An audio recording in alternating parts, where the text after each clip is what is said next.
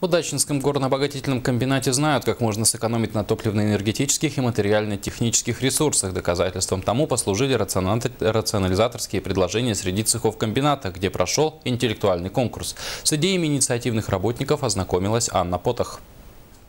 Все идеи рационализаторов, которые были представлены на конкурсе, направлены на экономию топливно-энергетических ресурсов.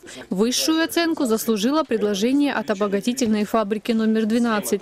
Им удалось усовершенствовать схему обогащения алмазов, за счет чего прирост товарной продукции определенного класса составил 924 карата в год. Экономический эффект от решения – 2 250 000 рублей.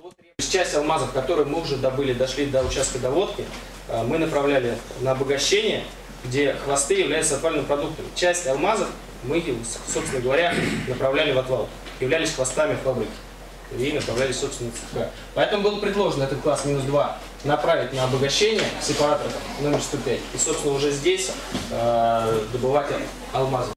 Что касается вспомогательного производства, то здесь лучше стала команда рационализаторов Удачненского ремонтно-специализированного цеха. Они заменили недолговечное импортное оборудование, которое используется для приготовления бетонной смеси, на отечественное. Например, чтобы прогревать зимой водовод, соорудили специальную печь на жидком топливе.